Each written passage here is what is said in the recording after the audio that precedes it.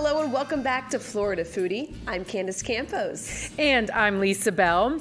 A small act of appreciation can lead to some big things. For today's guest, a Christmas gift ended up changing the course of her life. She received a popcorn maker from a now former boss, and that ended up being the start of a new business. So we are so happy to be joined by Chauniqua Major-Louis, who now goes by the name Major, the owner and founder of Major's Project Pop. Hi, everyone. It's so nice Thank to you hear so from much you. for joining us. Thanks for having me. When you were introducing me, I was like, wait, whose story is that? And I was I always forget like the really infancy stages of how this whole thing happened. So thank you for that reminder.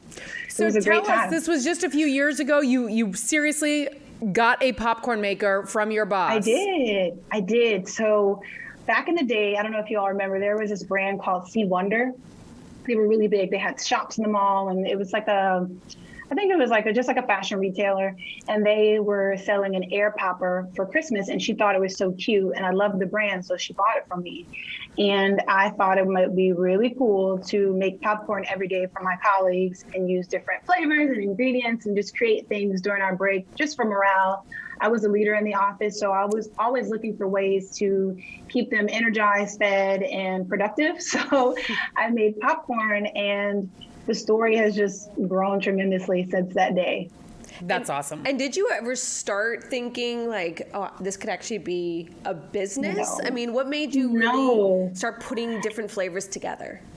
Yes. So I'll make a really long story very short, but that was in December. The following February, I went down to South Beach Wine and Food Festival, which occurs in Miami, and I was doing a limbo contest. And I won the limbo contest, and I won a $50 or $75 gift card to Williams-Sonoma. And I wanted to step my popcorn game up. So I bought a Whirly Pop and thought, let me take it to another level with this popcorn. And at that time, I started having very faint ideas about what I could do. And the popcorn business that I dreamt up is actually totally different from what I do now. I'm not going to talk about it because I might actually do it one day. But a couple of months later, there was a foodpreneur series at East End Market. When I first thought of going, I had an idea to open up a juice company with a friend. Well, between the first class and the second class, it was a 3-part series, she dropped out, and I thought, well, if she's gone, I can go forward with this popcorn idea that I've been thinking about. Sure. So within just a couple of weeks, I created a logo. I worked with my colleague on some packaging for the popcorn, and I made a website, and we've just been rocking ever since. You really have been rocking. And one of the things about your popcorn, it's organic, non-GMO, and vegan. And I was thinking to myself, I thought popcorn was vegan already. Same. No, well, so popcorn by itself is vegan. What you put on it is what makes it not vegan. So a big part of Major's Project Pop is food education and advocacy, and we try to do that in a really approachable way. So I've been vegan for about 5 years now, but when I first came up with this idea, I was not. So I don't know why I had the foresight to just make it vegan at the time, but I did.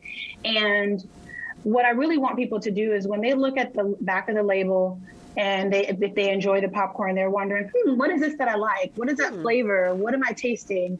They can look at the back of the bags like you all have and see that there are very few ingredients. We tend to have maybe 5 or 6 ingredients or less in every bag, and they're all very easy to read and approachable and things you can recognize. And the thought is, if you really like the taste of that organic unrefined coconut oil, you might go buy it at the grocery store instead of maybe canola oil, which you always use. Or you might sub out your normal table salt and get Himalayan pink salt, which actually has 87 trace minerals that your body needs to function every day. So it's just those little ways of educating and advocating for people to eat differently and a little bit better, but doing it through a really tasty product. And I understand your nieces were part of your inspiration for that clean eating. Them. Yes. So my thought with anything is if it's good enough for them, and now I have nephews, so I have to include them because I think they feel left out. Anything that's good enough for them, it's good enough for anyone else. And I used to be the aunt, they call me TT, that would walk around with yellow grape tomatoes in my bag and all of these snacks that they would refer to as TT snacks that were really healthy. And I wanted to create something that they could enjoy and feel that it was good, like it tastes good to them, but it wasn't jam-packed with preservatives and ingredients that I wouldn't even eat myself. So they're like my litmus test. Like if I won't give it to them, I won't serve it or put it in our products. That's a great idea. Yeah. I mean, and if you think about it, when you serve it to kids, you get the real deal. They like it or they don't. There's no cookie cutter. Absolutely. It's so funny when we do markets. Kids are like my biggest advocates. So when I see them and we make eye contact and they see popcorn, I know that they're headed over and they're going to taste it. And it's great. I get some honest feedback. Some kids I'm realizing like don't like sugar. So when they taste it, they might not love it too much. Other kids, I've like given them 8 or 9 samples at one event because they just keep coming back. They're like, I'm not quite sure. I think I need to sample that again. But I look at them in the same eyes that I see like my nieces and nephews, and I just want them to enjoy it and have a good time with the food. So I just give it to them, So you started this back in 2014. I just want to give people some perspective to see how much success you've had. You have been everywhere. You've been in magazines. You've had deals with Netflix. Tell us about some of your successes. Oh my gosh, it's been crazy. So as I was mentioning to you before we started, I recently left a full-time position, a leadership role at a PR firm in town to start my own shop. So I do PR and I do popcorn. And all the years before actually leaving my job, popcorn always took a back seat to the work that I was doing because I always will honor the work that I do. So if someone's paying me to work, I'm going to, do a great job and make that my priority. So I never really put a lot of effort and energy around the brand because I knew once I did, at least in my mind, I thought that things would take off and I wouldn't be able to handle it. So I had a couple of really great media mentions and some opportunities over the years. But in 2020, during the pandemic, with the heightened awareness about systemic issues as it relates to Black and Brown people in the United States and the deaths, unfortunately, that we saw all over the news, so many people were trying to figure out where is our company, where do we stand on these issues, and how can we be better? So out of that, I started to get a lot of media coverage. And one day I got an email from a vegan news outlet, and they asked, could they feature me in a story? And I said, sure, okay. I honestly hadn't heard of them before. And they ran the story, and I didn't know that it ran. And all of a sudden, I just started getting all these dings, ding, ding, ding, ding, ding. And they were orders. I got 1,000 orders in a day. Wow. And they were from all over the country. I mean, I was not ready for that. I didn't have a label printer to write out all that, for the address. I was writing out addresses into the wee hours of the night. I mean, it was if I wasn't ready, I had to be ready at that moment to quickly scale the business and get it together. So from that, I'm so honored and blessed. It led to 1,000 more opportunities. I've worked with Lionsgate on various films for them. I have a standing partnership with Netflix. I've gotten emails from Oprah's team and Shark Tank and been featured in Forbes. And it's just sometimes I don't believe that all this is happening. And my husband, he also has to advocate for me all the time to say, Major, sit back and enjoy this, because I, of course, sometimes will visualize it through the realms of oh, this is work I have to do. Mm-hmm. But he just reminds me this is not common. This is not what happens for a lot of people. So just try to enjoy it. So I think I'm a really selfless person. So I'm really not thinking about what it means for me. I'm just so grateful that I get all these touch points and areas to introduce people to the brand, be a role model for people who are younger than me, whether they look like me or they have the same skin type as me, to show them that you can live out your dreams, you can create something and then actually take it to market and people will buy what you sell. Yeah. So it's just been, I don't even know. I always just say it feels literally like this is not my life. And I think that's the best thing for me to keep me sane. Yeah, it's you're watching your own Netflix documentary, right? What's happening, I'm sure it can seem very overwhelming, at times when you think about just how big this has become. So you have a couple of flavors now. We have some. Yeah. I actually received some for Christmas, and it's the Yeah. peppermint, and it's delicious. And our producer brought in some as well. This is just a kettle popcorn. How many flavors do you have? So that's a good question. So standing flavors that are always available is our OG kettle, which is that craft bag that you have. Then we do that same popcorn. It's our OG flavor. That's what we call it. We do it in a black bag, which looks really cool and sleek. And then we have a 24 karat gold. So it's that same popcorn, but we sprinkle on 24 karat gold edible flakes. And that's good for if you're fancy or if you're looking to gift someone for like Valentine's Day or an anniversary. It's just an awesome, like, premium gift to give someone. And then we have seasonal flavors. So you all have the peppermint that it was about to come off of our website very soon. It's actually my most favorite thing that we create. And then we have a lemonade, which is seasonal for the summer. We rolled out a pumpkin spice last year, which was out of this world good. And I'm dreaming up a new flavor that I can't talk about just yet. Not yet. But it might be rolling out in the next month or so as a, I guess like a spring and very, very Florida-esque flavor. So That's a you tease. can probably guess. That's a Maybe good key tease. lime or citrus. Maybe I don't know. Orange. Hopefully it's not gator. Oh gosh. No, thank you. Right? Yeah. So, I mean, there's probably a lot of entrepreneurs trying to do something like you. Where Yeah. did you start when it came to the marketing? So you had your own popcorn maker. Did you start at pop-up shops? No pun intended. I did. She did actually. intend that. We started at pop-up shops. So if you go back to that story when I was telling you about Easton Market, that 3-part series ended in a pop-up shop. And that's where we took our idea and it was our chance to share it with the world. So it was a pop-up shop. I gave everything away for free. People got to taste the product. And it was during that time where I was testing. I had all these other flavors back then, but the one that everybody loved is the OG flavor. So that's like my main seller, what everybody loves today. And it's like the base for everything that we create. But yeah, we started at pop-up shops. I still do pop-up shops today. We often pop up at Easton Market. I do things at Good Crowd Shop here in Orlando. I mean, so many places are doing pop-up shops. So I try to do as many as I can, but as you can imagine, I'm a one-person team. So it's a lot to do by myself.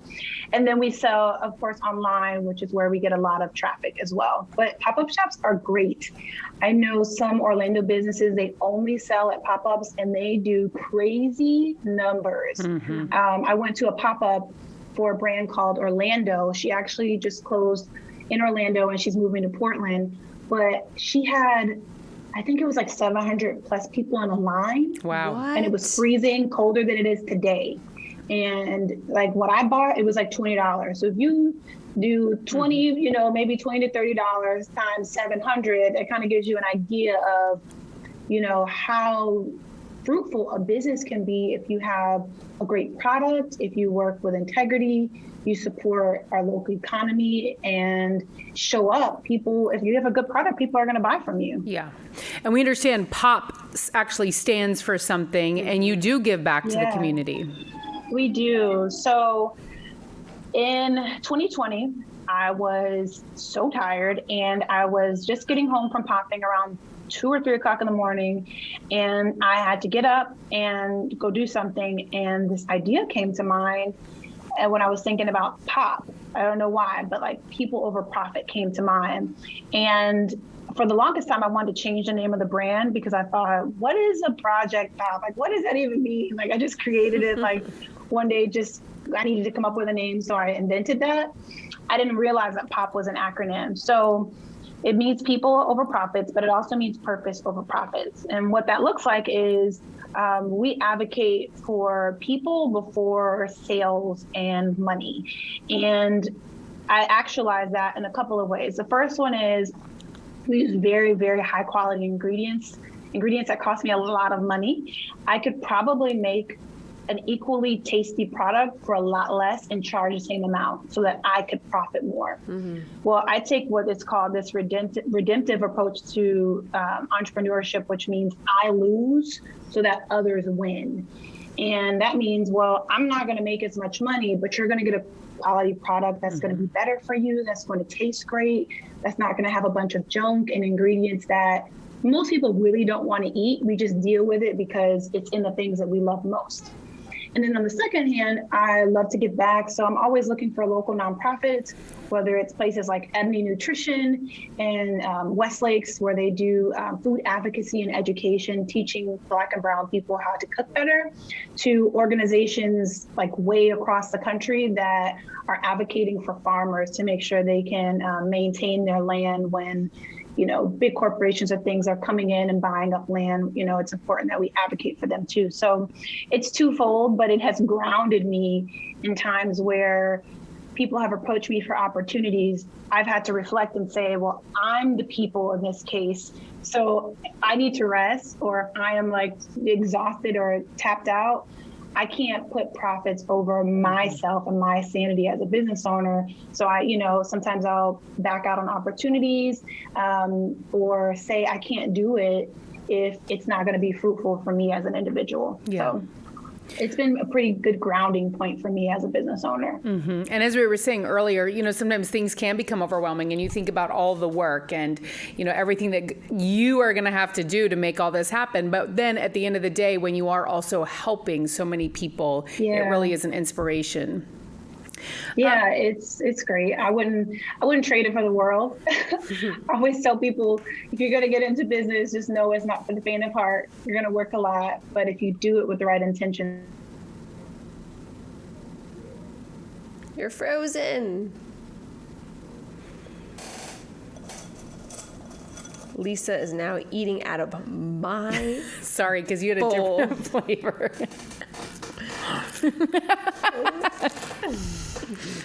I don't know what happened. Lisa's You eating out of froze. my. But then I reached into her bowl because she had a different flavor. She's eating my popcorn. Sharing is caring, right? Sometimes. Amen. But People. Yes. We were just going to say, where can you find your products? yes, so you can find us at all times, any hour of the day or night at eatprojectpop.com. And then we do pop-ups. So if you follow us on Instagram at eatprojectpop, I'll post on there about where we're popping up. And then I have local pickups. So if you're local to Central Florida and you don't want to pay for shipping and such, we have a local pickup option at Good Crowd Shop. So if you go to our website, you can click on the local pickup option and purchase from there. Well, thank you so much for what you do, because that just means so much. Because when you think of business, it's just money, which you need money. I mean, you are running a business. Yes. But at the end of the day, it's so great to see someone who cares so much about their customers. And that's, and cares about popcorn. It's delicious. I do. I call my customers my snackers. So they're my people. That's right. They have supported me so much over these years, and I would not be where I am without them, without their prayers. I mean, I have customers when they purchase popcorn, you can leave a note. I mean, I've cried at night with some of the notes that people have left me. They're like, keep going, girl. We love your popcorn. Or, I see what you're doing. I believe in you. It's those things that keep me going when I'm feeling like, I don't know if I should still keep doing this. Mm-hmm. Right. It just reminds me that there are people outside of my four walls and the people that I see that really do enjoy it. And I hope, are impacted by the work that I'm doing here in Orlando. Well, we love it. And we wish you all the best success. And we're looking forward to that Florida flavor. Yes, I will let you all know. Okay. So I'll keep you posted about it. Sounds good. Thank you, Major. Thank you. Have a great day. Bye. Take care. Bye. Bye. Thank you for listening to Florida Foodie. We'd also like to thank our guest, Chauniqua Major-Louis from Major's Project Pop. You can find out more about her business online at eatprojectpop.com or search Eat Project Pop on Facebook and Instagram. Be sure to follow Lisa Bell online as well. Search Lisa Bell News on Facebook and Instagram, or Lisa Bell News 6 on Twitter. Candace Campos is on social media. She's on Twitter. Just search @Candace News 6. And on Facebook, search Candace Campos News 6. Also, a big thank you to our technical producers, Derek Mosier and Ryan Haley, and our director, Rich Burns. I'm the show's producer, Thomas Mates. Please take the time to rate and review us on Apple Podcasts and Spotify, or tell a friend about us. And you can find videos of all of our podcasts on clickorlando.com/FloridaFoodie, and be sure to sign up for the Florida Foodie newsletter while you're there.